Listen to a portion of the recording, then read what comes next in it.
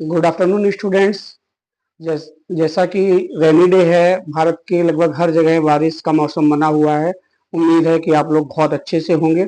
हम आज आपको आपके केमिस्ट्री की बहुत इंपॉर्टेंट चीज केमिकल फार्मूला, जिसमें मोस्टली आपको कंफ्यूजन होता है कि Cl3 कैसे हो गया, H4 कैसे हो गया, वो आपको समझाने वाले हैं। अब हम इसमें देखेंगे कि हमारा जो इलेक्ट्रॉनिक कॉन्फ़िगरेशन होता है वो बहुत इंपॉर्टेंट रोल प्ले करता है केमिकल फार्मूला में, क्योंकि उसी से बैलेंसी हमें फाइंड आउट होती है। जब बैलेंसी फाइंड आउट होगी तो हम आसानी से उस बैलेंसी को नीचे पुटअप कर देंगे और हमें उसका केमिकल फार्मूला मिल जाएगा।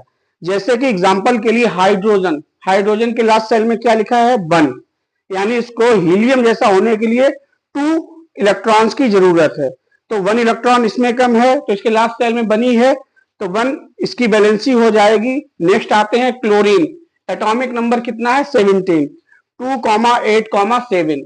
इसको ऑक्टेट कंप्लीट करने के लिए, आर्गन जैसा होने के लिए एक इसका कम है, तो इसमें एक इलेक्ट्रॉन कम है, तो इसकी जो बैलेंसी है वो निगेटिव होगी। तो सबसे पहले हम आपको यही समझा रहे हैं कि इनकी बैलेंसी कैसे आई, फिर आपको ये भी बताएंगे कि ये 2 और 8 कैसे आते हैं। ठीक है, तो सबसे पहले हम देखते हैं हमारा जो हाइड्रोजन होता है उसका 1 लास्ट सेल में होता है, तो वो हम 1 यहाँ पे दिखा देंगे। क्लोरीन को 1 इलेक्ट्रॉन की कमी है तो वो यहाँ पे दिखा देंगे।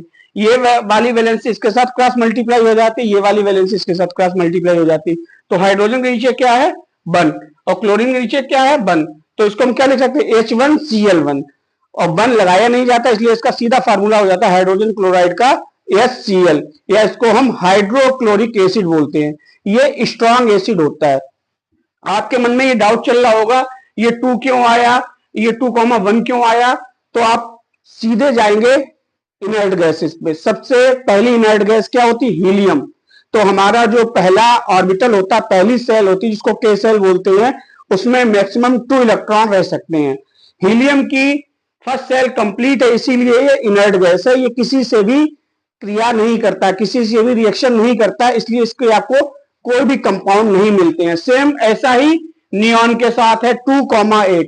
इसकी जो सेकेंड सेल है एल, वो कंप्लीट है, तो ये भी, इसके भी कंपाउंड आपने कोई भी नहीं सुने होंगे, ना नियॉन क्लोराइड सुना होगा, ना नियॉन फॉस्फेट सुना होगा, यही रीजन है। नेक्स्ट आते हैं आर्गन, 18, 2,8,8। के पहले सेल को क्या बोलते हैं, के, दूसरे को एल, और नेक्स्ट को एम। तो ये इनर्ट गैस है, इसके भी आपने कंपाउंड नहीं सुने होंगे। हर एलिमेंट अपने आप को इनर्ट बनाना चाहता है, केमिकली इनएक्टिव बनाना चाहता है, इसीलिए केमिकल रिएक्शन आपस में करता है और केमिकल रिएक्शन करके कंपाउंड बनाता है। यही जो फार्मूले हैं आपको याद करने में बहुत प्रॉब्लम होती है। अगर आप इनकी वैलेंसी एक बार समझ लें तो आपको ये फार्मूले तुरंत आप याद कर सकते हो। जैसे कार्बन, कार्बन का हमारा लास्ट सेल कितना है, 4। इसको ऑक्टेट कंप्लीट करने के लिए कितने चाहिए, 8, यानी 4 इलेक्ट्रॉन्स की कमी है। ये इसीलिए इसकी जो बैलेंसी है वो 4 होती है। और हमारा हाइड्रोजन अभी बताया 1, तो देखिए हमने CH4 का एक फार्मूला दिखाया हुआ है। C बैलेंसी कितनी दिखाई है, 4। हाइड्रोजन बैलेंसी कितनी दिखाई है, 1। तो क्या बन गया, मीथेन। इसकी वैलेंसी इसके साथ और इसकी वाली वैलेंसी इसके साथ, हाइड्रोजन साथ कार्बन की वैलेंसी आ जाती है, तो इसलिए इसके ऊपर 4 लगता है हाइड्रोजन के ऊपर। तो ये चीज समझ में आ रही होगी 4 कहां से आ गया। हमारा जो आज का टॉपिक है वो यही है कि हमें डाउट रहता है हमें किसमें 3 याद करना है। कभी कभी हम लोग बहुत कंफ्यूज हो जाते हैं कि कभी 3 लग जाता है, कभी 2 लग जाता है, कभी 4 लग जाता है। तो इनकी जो बैलेंसी होती है वही हम शो करते हैं। आगे देखते हैं हम। नेक्स्ट हमारा कंपाउंड क्या है, हाइड्रोजन सल्फाइड।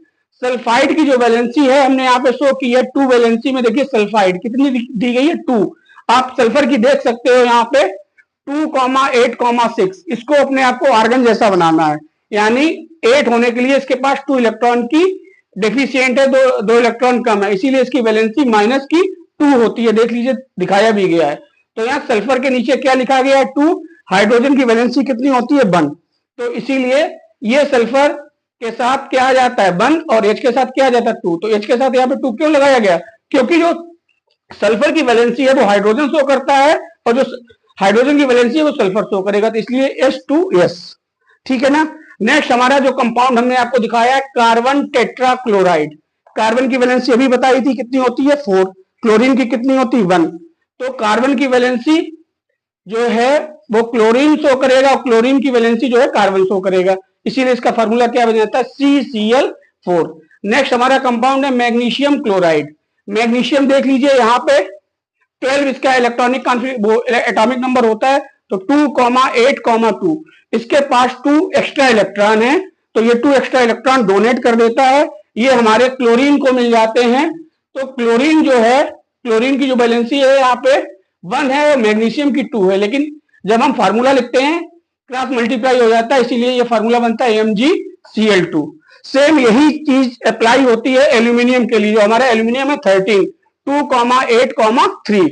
तो जब एल्यूमिनियम का कोई भी क्लोराइड होगा तो ये वाला 3 Cl के साथ जुड़ जाएगा, तो AlCl3। देख लीजिए हमने दिखाया भी है, हमारा जो एल्यूमिनियम क्लोराइड है वो फार्मूला क्या शो कर रहा है, AlCl3।